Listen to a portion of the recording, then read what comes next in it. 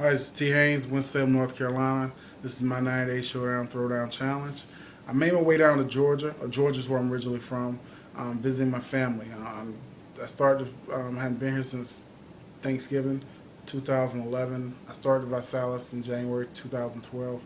Right now it's August. I'm 88 pounds down. So I'm introducing the new me to a lot of my family members. I have two sisters left. I originally had four sisters. One I buried last year due to health problems, partially to obesity. My other sister Nancy, she died in a car accident 15 years ago, but she battled obesity too. It's been a common thread throughout my family, and I'm trying to stomp it out right now. You're gonna meet my sister Cheryl. Cheryl is a full-time writer. She has a similar battle with me with morbid obesity. She's also written some great poetry, and one of my favorite poems she's ever written is entitled Obesity. And later we're gonna meet my sister Liz. Liz is thin, but she battles her weight too. She struggles to keep it down, keep it healthy. So we're gonna talk, get some insight from her.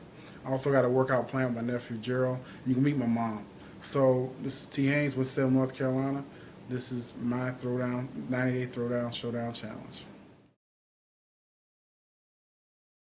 Hi, I'm Cheryl Haynes Williams. Obesity. I watched her when she wasn't looking. I saw the weary on her face. She for all the world to despise. Me in my secret hiding place. Her movement was lacking in rhythm. Each step so labored with pain. But she laughed loudest of all as I sank deeper into shame. Stop hurting us, I begged. When she refused to eat right, then I watched the hands go round as she tossed and turned all night, and I prayed for morning light. She knew I was her prisoner, trapped many years by heartache, but she couldn't free our spirit, not for mine nor pity's sake. And every time she tried a new routine or plan, I was afraid to get excited, thinking she would fail again. Fear crippled her every effort, with a promise she could not keep. So I waited in my hiding place until she fell fast asleep. Then I began to weep. Hey Cheryl, I really enjoyed that poem. Thank you. That's one of my favorite poems you ever written. You told me that. What inspired that? I think I told you that I'm not really inspired to write poems. They kind of write themselves. This poem is truly about an experience that most obese people, especially morbid obese people, share, that there's always that person on the inside. We don't feel like obese people until we look in the mirror or until we are subject to somebody else's prejudice or judgment. We just feel like people. And so there's that person on the inside that is talking to the outer body, you know, really wanting that outer body to represent who that person is on the inside. You know. Sure, I want to thank you for sharing, taking time to share some of your work with my project. Oh, you're welcome. You're welcome. We're gonna work. You know, I want to see some more of your stuff. I know you have some other poems involving obesity and people's health and stuff like that. So I do want to, in the future, share some of those too. Okay. Hey, I'm sitting here with my mom. Still on my trip to Georgia. This is my mom. She's Electa Haynes, 76 years old. 77 years old, excuse me. I was trying to make it younger this year. Still kicking. I want to make it that many years. Anything you got to say, little bit? Well, one thing you got to do, you got to trust in the Lord and go follow. Amen. All right, here's my sister Liz. Liz Williams, here in Statesboro, Georgia. Liz, you've always been thin. Tell me, tell me about your battle with obesity. Most people don't think you're obese. They won't look at you and think you're obese. Tell me what kind of battle you go through with it. It's been a struggle for me my entire life. And a lot of people look at me and they say that I'm thin, and they don't understand that I battle the ability to gain weight very, very easily. So I have to work out and watch my diet. And I walk 2 miles a day, at least 5 days a week. and I have to be very cautious of what I eat. To give you an example, if I am not walking and if I want to indulge and just enjoy those foods that are very pleasurable to the taste buds, I gain weight very, very easily.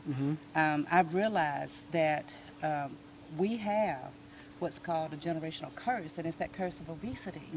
And if we realize that and we say, okay, this is not going to happen to me, there are certain things that I have to do in order to prevent it. So it's something that when you look at me, you don't know that I battle with that ability to just gain weight so much easier than many people that I come in contact with. So to keep myself from gaining the weight, I religiously walk and am very, very conscious of what I eat. This is a journey I'm on. My journey, it took me a while to realize that that you have to exercise, you have to drink, eat the right things. You've been doing it all my life. I've always seen you, and having 4 siblings who were obese. I'm sure that affected you somehow.